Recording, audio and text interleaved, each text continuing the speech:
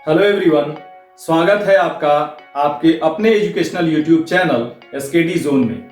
ये video NCERT class 11th के biology के दूसरे चैप्टर बायोलॉजिकल क्लासिफिकेशन यानी जीव जगत का वर्गीकरण का तीसरा भाग है। इस वीडियो में हम लोग किंगडम मोनेरा को शुरू करेंगे। किंगडम मोनेरा जो कि विटाकर के 5 किंगडम क्लासिफिकेशन का पहला किंगडम है। विटाकर का जो 5 किंगडम क्लासिफिकेशन है उसको हम लोग बहुत ही डिटेल में पिछले वीडियो में डिस्कस कर चुके हैं, जिसका लिंक यहां आई बटन पे दे दिया गया है। अब हम लोग किंगडम मोनेरा के अंतर्गत सबसे पहले उसके जनरल फीचर्स यानी सामान्य लक्षणों को या सामान्य विशेषताओं को डिस्कस करेंगे। तो इसके पहले कि ये डिस्कशन हम लोग शुरू करें, यहां पर एक बात क्लियरली आप लोग समझ लीजिए कि जो मोनेरा के अंतर्गत जीव रखे गए हैं वो वास्तव में कौन से जीव हैं, वो है बैक्टीरिया यानी जीवाणु। ठीक, तो सीधा सा हम लोग कह सकते हैं कि सभी बैक्टीरिया मोनेरा के अंतर्गत आते हैं, यानी कि जो मोनेरा के अंतर्गत जो जीव हैं वो क्या है, बैक्टीरिया है, सीधा सा। ठीक, तो अब हम लोग जो जनरल फीचर्स यानी सामान्य लक्षणों को डिस्कस करेंगे वो वास्तव में किसके लक्षण होंगे, वो बैक्टीरिया के ही लक्षण होंगे। ठीक, तो चलिए एक एक करके देखते हैं क्या है। तो सबसे पहला जो लक्षण आता है या सबसे पहला पॉइंट जो है इसके अंतर्गत वो है हैबिटेट यानी वास स्थान। यानी जो मोनेरा जगत के जीव हैं या बैक्टीरिया कह सकते हैं सीधे सीधे, वो कहां पाए जाते हैं। तो एक लाइन में कह सकते हैं कि सभी जगह पाए जाते हैं, लगभग सभी जगह पाए जाते हैं, यानी कॉस्मोपॉलिटन इन नेचर है, यानी जो प्रकृति है वहां सर्वव्यापी है, सभी जगह पाए जाते हैं, जल में, थल में, वायु में, सब जगह। यहां तक कि एक्सट्रीम कंडीशन में भी पाए जाते हैं, यानी अत्यंत विषम और अत्यंत प्रतिकूल परिस्थितियों में भी ये जीवित अवस्था में पाए जाते हैं। या सीधा सा कह सकते हैं कि जिन परिस्थितियों में किसी भी जीव का जीवन संभव नहीं है वहां पर भी ये बैक्टीरिया जीवित अवस्था में पाए जाते हैं। ठीक, और सूक्ष्मजीवियों में इनकी संख्या सबसे अधिक है। पृथ्वी पे जो सूक्ष्मजीवी पाए जाते हैं, माइक्रो ऑर्गेनिज्म पाए जाते हैं, उनमें सबसे अधिक संख्या बैक्टीरिया की ही है। और अगर एक्सट्रीम कंडीशन की बात करें, प्रतिकूल परिस्थितियों की बात करें, तो क्या हो सकता है कि अत्यंत गर्म जल के झरनों में भी ये पाए जाते हैं, बर्फ के ऊपर भी पाए जाते हैं, और अत्यंत लवणीय यानी सॉल्टी वाटर में भी पाए जाते हैं, जैसे गहरे समुद्र में भी ये पाए जाते हैं। इनकी उपस्थिति वहां पे देखी गई है। ठीक, अब अगला क्या है कि ये जो बैक्टीरिया है या मोनेरा जगत के जो जीव हैं वो किस प्रकार की कोशिका के बने हुए हैं, कैसे हैं, वो देखते हैं। तो अगला पॉइंट उसी के विषय में है कि ये जो है ये क्या होते हैं, प्रोकैरियोटिक यूनिसेलुलर माइक्रो ऑर्गेनिज्म्स होते हैं। माइक्रो ऑर्गेनिज्म्स का मतलब कि सूक्ष्म जीवी होते हैं। इनको देखने के लिए माइक्रोस्कोप की आवश्यकता होती है, नग्न आंखों से इनको सामान्यतः नहीं देखा जा सकता है। ठीक, और इनकी पूरी बॉडी केवल एक ही कोशिका की बनी होती है, यानी यूनिसेलुलर होते हैं, यानी एक कोशिकीय होते हैं। और कौन सी कोशिका की बनी होती है, प्रोकैरियोटिक। प्रोकैरियोटिक का मतलब समझिए कि 2 ग्रीक वर्ड से मिलकर बना है प्रोकैरियोटिक, एक है प्रो और दूसरा है कैरियोट या कैरियन कह सकते हैं। उसका मतलब क्या होता है, प्रो का मतलब होता है बिफोर और कैरियन या कैरियोट का मतलब होता है न्यूक्लियस, यानी ऐसी कोशिका जो बिफोर न्यूक्लियस है, यानी कि तब की है जब न्यूक्लियस अभी बना ही नहीं था। ठीक, यानी कि सीधा सा कह सकते हैं बिना विकसित न्यूक्लियस वाला जो सेल है वो है प्रोकैरियोटिक सेल। या सीधा सा कह सकते हैं कि ऐसे सेल जिसमें न्यूक्लियर मेम्ब्रेन नहीं पाए जाते। न्यूक्लियर मेम्ब्रेन ही वास्तव में एक शेप देता है और न्यूक्लियस का निर्माण करता है, एक निश्चित शेप वाली न्यूक्लियस का निर्माण करता है। तो सीधा सा एक लाइन में कह सकते हैं कि वे कोशिकाएं जिसके अंदर न्यूक्लियर मेम्ब्रेन नहीं पाया जाता है वो प्रोकैरियोटिक कोशिकाएं होती हैं। और इसी प्रोकैरियोटिक यूनिसेलुलर माइक्रो ऑर्गेनिज्म की उपस्थिति है मोनेरा के अंतर्गत, जो कि क्या है, बैक्टीरिया है। ठीक, तो वही यहां अगला पॉइंट ये हो जाता है कि प्रोकैरियोटिक यूनिसेलुलर माइक्रो ऑर्गेनिज्म है। ठीक, अब क्योंकि प्रोकैरियोटिक हैं इसलिए सीधी सी बात है कि न्यूक्लियर मेम्ब्रेन एब्सेंट होता है। यही इसकी पहचान है कि न्यूक्लियर मेम्ब्रेन एब्सेंट होगा तो प्रोकैरियोटिक सेल होगा। तो अगला पॉइंट वही बनता है कि न्यूक्लियर मेम्ब्रेन या केंद्रक झिल्ली एब्सेंट होता है, यानी अनुपस्थित होता है। और देखिए न्यूक्लियर मेम्ब्रेन का काम क्या होता है कि ये न्यूक्लियस को और उसके अंदर के जो मटेरियल हैं उसको बाकी सभी साइटोप्लाज्म से अलग करता है और न्यूक्लियस को एक निश्चित शेप देता है, प्रॉपर शेप देता है न्यूक्लियस को, या सीधा सा कह सकते हैं कि एक प्रॉपर न्यूक्लियस का निर्माण करता है। ठीक, तो वही है कि अब जब न्यूक्लियर मेम्ब्रेन ही नहीं है तो प्रॉपर न्यूक्लियस भी नहीं होगा। तो अगला पॉइंट वही बनता है कि न्यूक्लियर मेम्ब्रेन एब्सेंट होता है, अर्थात ये जो प्रॉपर न्यूक्लियस है वो भी एब्सेंट होता है, यानी अनुपस्थित होता है। ठीक, अब अगला क्या है ये समझिए कि जब हम लोग अध्ययन करते हैं यूकैरियोटिक कोशिकाओं का, यानी कि वे कोशिकाएं जिनके अंदर न्यूक्लियर मेम्ब्रेन पाए जाते हैं, यानी प्रेजेंट होते हैं, यानी कि जिनके अंदर प्रॉपर न्यूक्लियस पाया जाता है, वो सभी क्या है, यूकैरियोटिक कोशिकाएं हैं। तो जब हम लोग अध्ययन करते हैं यूकैरियोटिक कोशिकाओं का तो उनके साइटोप्लाज्म में कई ऐसे ऑर्गेनेल यानी कि कोशिकांग पाए जाते हैं जो कि झिल्लियों से घिरे होते हैं।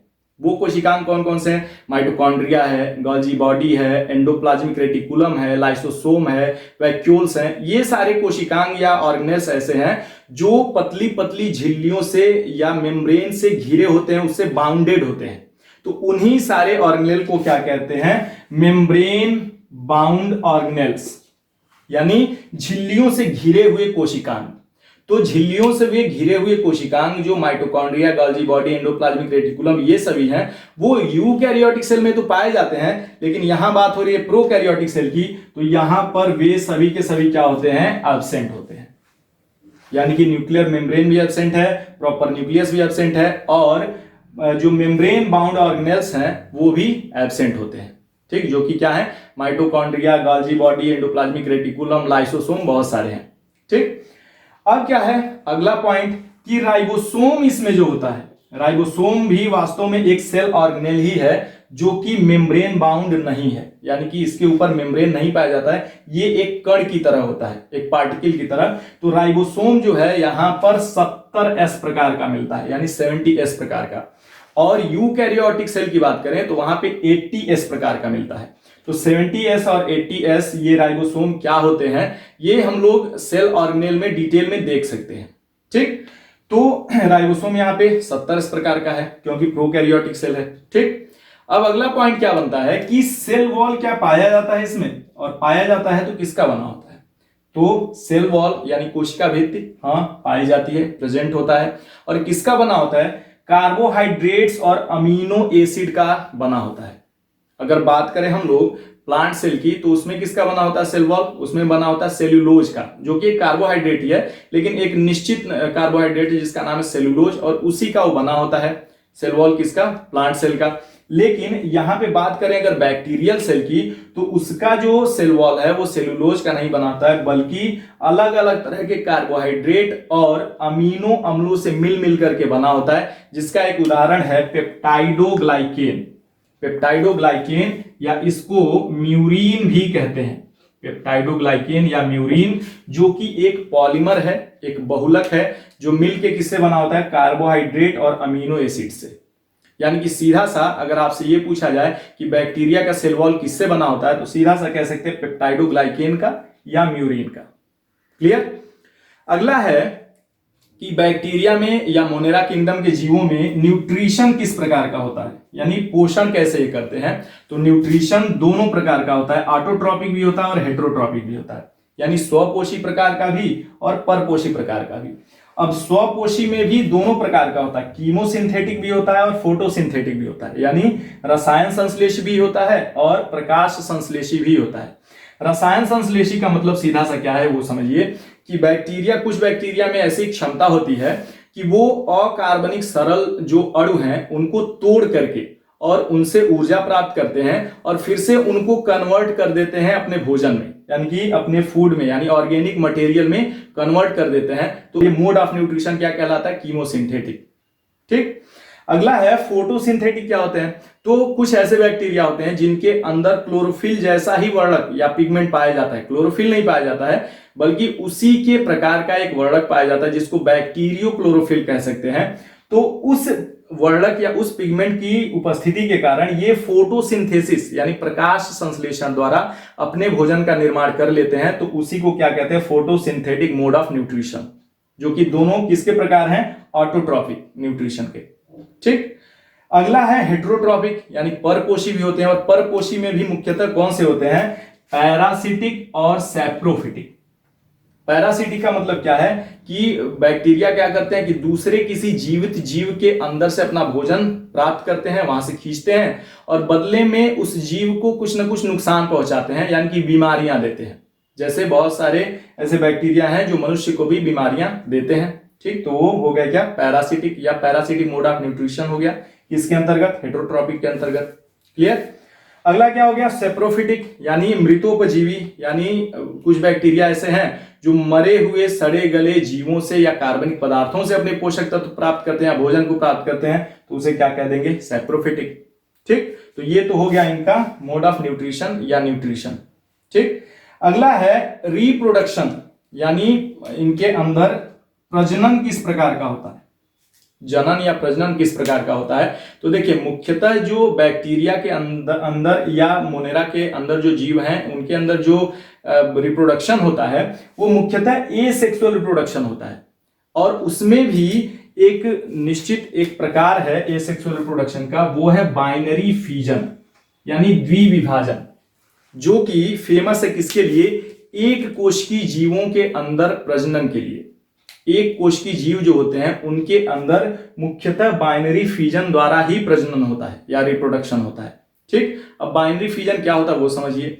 एक कोशिका की पूरी बॉडी होती है, वही एक कोशिका बाहर से अंदर की तरफ एक खांच बनती है या एक गड्ढा बनता चला जाता है, और धीरे धीरे वो गड्ढा उस एक कोशिका को दो कोशिकाओं में विभाजित कर देता है। इसी को कहते हैं बाइनरी फीजन, और जिसके फलस्वरूप दो अलग अलग जो कोशिकाएं बनी हैं वो वास्तव में क्या है, दो एक कोशिकीय नए जीव हैं। ठीक, तो इसी विधि द्वारा एक बैक्टीरिया जो है वो विभाजित होकर के दो बैक्टीरियल सेल का निर्माण करता है या दो नए बैक्टीरिया का निर्माण करता है। ठीक, और अगर अच्छा न्यूट्रिशन मिलता रहे तो बैक्टीरिया एक बैक्टीरिया से दो बैक्टीरिया में 20 मिनट में ही विभाजित हो जाता है, यानी प्रत्येक 20 मिनट में इसका प्रजनन हो जाता है। ठीक, लेकिन कभी कभी क्या है कि सेक्सुअल रिप्रोडक्शन भी होता है बैक्टीरिया में, जिसके अंतर्गत क्या होता है कि एक बैक्टीरिया का जो जेनेटिक मटेरियल है वो दूसरे बैक्टीरिया में ट्रांसफर हो जाता है। तो मुख्यतः कैसा होता है, एसेक्सुअल रिप्रोडक्शन होता है, और एसेक्सुअल रिप्रोडक्शन में भी मुख्यतः क्या है, बाइनरी फीजन द्वारा होता है, लेकिन कभी कभी सेक्सुअल रिप्रोडक्शन भी होता है। क्लियर। अब क्या है कि जो मोनेरा है, जो किंगडम मोनेरा है, या कह सकते हैं सीधा सा कि बैक्टीरिया, जो किंगडम मोनेरा के जीव हैं या सीधा से कह सकते हैं बैक्टीरिया, उनको दो समूहों में बांटा गया है मुख्यतः, जिसमें एक है आर्की बैक्टीरिया,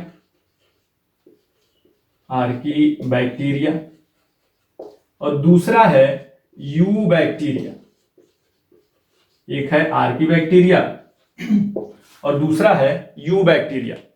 यहां पे समझिए ये जो दो ग्रुप बनाए गए हैं उसमें आर्की बैक्टीरिया में वे बैक्टीरिया रखे गए हैं जो एक्सट्रीम कंडीशन में भी सरवाइव कर सकते हैं, या कह सकते हैं कि ये आर्की बैक्टीरिया में वे बैक्टीरिया हैं जो एंशिएंट टाइम के हैं, यानी प्राचीन बैक्टीरिया हैं, और ये एक्सट्रीम कंडीशन में यानी कि अत्यंत प्रतिकूल और विषम परिस्थितियों में भी जीवित रह सकते हैं।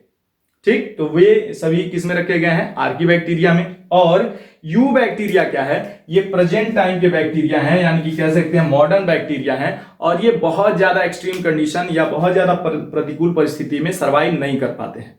ठीक, तो और हाँ, इसके बाद अभी दो और प्रकार के बैक्टीरिया देखने को मिलते हैं।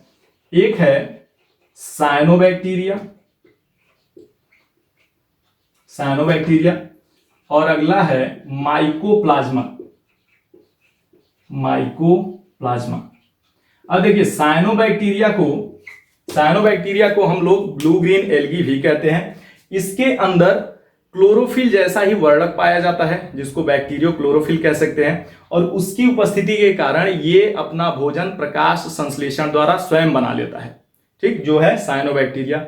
और माइकोप्लाज्मा क्या है, माइकोप्लाज्मा ऐसा बैक्टीरिया है जो कि विदाउट सेल वॉल होता है, यानी कि माइकोप्लाज्मा ही वो बैक्टीरिया है जिसमें सेल वॉल नहीं पाया जाता है। तो हम लोग अभी आगे आर्की बैक्टीरिया को साइनो बैक्टीरिया को और माइकोप्लाज्मा को अलग से अभी आगे चल के अध्ययन करेंगे इन तीनों को। लेकिन जो यू बैक्टीरिया है उसका अध्ययन हम लोग ऑलरेडी कर रहे हैं, यानी कि सीधा सा कह सकते हैं कि जो भी लक्षण मोनेरा किंगडम के अंतर्गत हम लोग देख रहे हैं और अभी आगे जो भी लक्षण हम लोग डिस्कस करेंगे वो वास्तव में यू बैक्टीरिया का ही है। यानी कि किंगडम मोनेरा में मुख्यतः हम लोग यू बैक्टीरिया को ही पढ़ते हैं।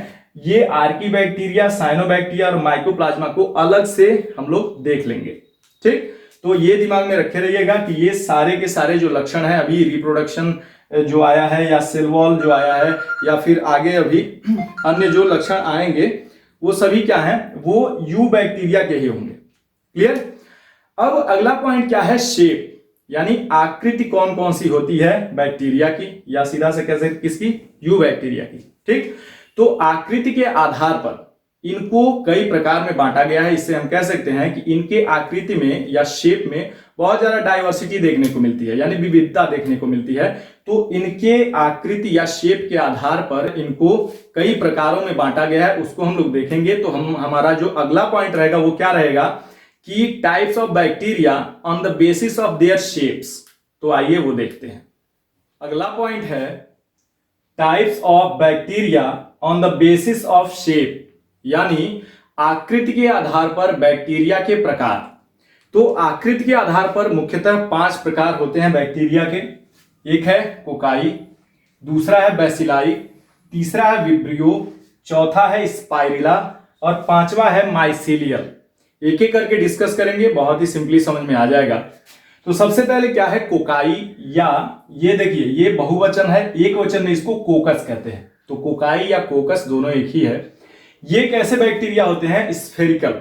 यदि बैक्टीरिया का शेप यानी कि आकृति कैसा है, गोलाकार है, तो उसे क्या कहेंगे, कोकाई या कोकस। ठीक, यानी कि सीधा सा डायग्राम से समझ सकते हैं कि ये अगर स्ट्रक्चर ऐसे बना दिया जाए तो ये क्या हो गया, कोकस या कोकाई बैक्टीरिया, जो जिसका शेप कैसा होता है, स्फेरिकल। ठीक, अब इसके मतलब कि कोकस बैक्टीरिया या गोलाकार बैक्टीरिया के संख्या के आधार पर और उनके अरेंजमेंट के आधार पर फिर से 3 प्रकार में बांटा गया है। जिसमें क्या है, पहला क्या लिखा गया है, डिप्लोकोकस, यानी कि जब 2 स्फेरिकल बैक्टीरिया या 2 कोकस बैक्टीरिया साथ में रहते हैं तो उसे कहते हैं डिप्लोकोकस। यानी कि संरचना से आप देख सकते हैं कुछ ऐसे, 2 स्फेरिकल बैक्टीरिया जब एक साथ में पाए जाते हैं तो उसे कहते हैं क्या, डिप्लोकोकस। ठीक, अगला है स्ट्रेप्टोकोकस। अगला है, पहला हो गया इसका क्या, डिप्लोकोकस, अगला है स्ट्रेप्टोकोकस। स्ट्रेप्टोकोकस का मतलब देखिए क्या होता है, स्ट्रेप्टो का मतलब होता है कि एक चेन में, और कोकस का मतलब हो गया स्फेरिकल बैक्टीरिया। तो जब स्फेरिकल बैक्टीरिया या कोकस बैक्टीरिया एक चेन में अरेंज्ड होते हैं कुछ ऐसे, एक चेन में ऐसे, एक श्रृंखला में ऐसे अरेंज होते हैं, तो उसे क्या कहते हैं, स्ट्रेप्टोकोकस। ठीक, तीसरा क्या है, तीसरा है स्टेफाइलोकोकस। स्टेफाइलोकोकस, स्टेफाइलो का मतलब होता है सीधा झुंड में।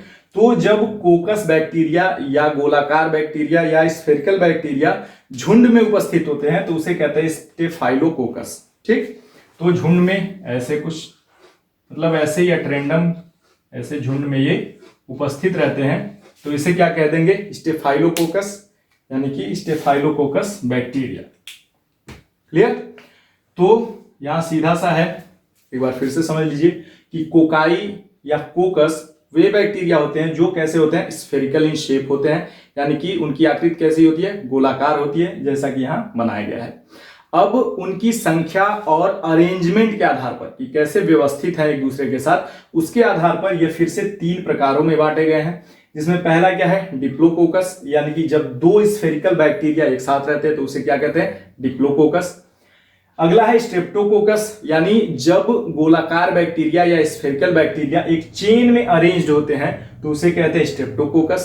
और जब कोकस बैक्टीरिया या स्फेरिकल बैक्टीरिया झुंड में उपस्थित होते हैं तो उसे कहते हैं स्टेफाइलोकोकस, जो कि यहां बनाया गया है। क्लियर। अगला है बेसिलाई या बेसिलस। बहुवचन है बेसिलाई और सिंगुलर है क्या, बेसिलस। बैसिलस का सीधा सा मतलब होता है रॉड शेप्ड, यानी कि वो बैक्टीरिया जिनकी आकृति कैसी है, रॉड शेप्ड है, दंडाकार है, ठीक, रॉड की तरह है। तो इसमें डायग्राम से सीधा समझ सकते हैं, एक डायग्राम बना दिया जाएगा कि कुछ ऐसे एक रॉड की तरह ये उपस्थित होते हैं ऐसे, ठीक। अब फिर से क्या है, ठीक वैसे ही जैसे कोकाई को विभाजित किया गया है इनके अरेंजमेंट और संख्या के आधार पर, वैसे ही बैसिलाई को भी डिवाइड किया गया है, किसके आधार पर, उनके अरेंजमेंट और संख्या के आधार पर। तो इसमें क्या है, 3 है, एक है डिप्लोबैसिलस, दूसरा है स्ट्रेप्टोबैसिलस और तीसरा है स्टेफाइलोबैसिलस। ठीक वैसे ही डिप्लोबैसिलस किसे कहेंगे, जब 2 दंडाकार बैक्टीरिया या रॉड शेप्ड बैक्टीरिया अरेंज होंगे, आपस में उपस्थित होंगे, तो उसे क्या कहेंगे, डिप्लोबैसिलस या डिप्लोबैसिलाई भी कह सकते हैं, ठीक। दूसरा क्या है, स्ट्रेप्टोबैसिलस और तीसरा है स्टेफाइलोबैसिलस। तो ठीक वैसे ही जहां यहां पे एक्सप्लेन किया गया था, तो यहां भी स्ट्रेप्टोबैसिलस का मतलब क्या हो जाएगा, जब बहुत सारे रॉड शेप्ड बैक्टीरिया एक चेन में अरेंज्ड हों, एक श्रृंखला में ऐसे ही व्यवस्थित हों, तो इसे क्या कह देंगे, स्ट्रेप्टोबैसिलस। स्ट्रेप्टो का मतलब ही होता है श्रृंखला या चेन, ठीक। अगला है स्टेफाइलोबैसिलस, यानी कि झुंड में जब बहुत सारे रॉड शेप्ड बैक्टीरिया यानी कि दंडाकार बैक्टीरिया आपस में झुंड में अरेंज्ड हों, यानी कि झुंड में उपस्थित हों, तो उसे क्या कह देंगे, स्टेफाइलोबैसिलस, कुछ ऐसे, ठीक। तो सीधा सा एक बार फिर से समझ लीजिए, बैसिलाई या बैसिलस बैक्टीरिया कौन से हैं, जिनकी आकृति कैसी है, रॉड शेप्ड, यानी कि दंडाकार या रॉड शेप्ड बैक्टीरिया को क्या कहते हैं, बैसिलाई, या सिंगुलर नंबर क्या है, बैसिलस, ठीक।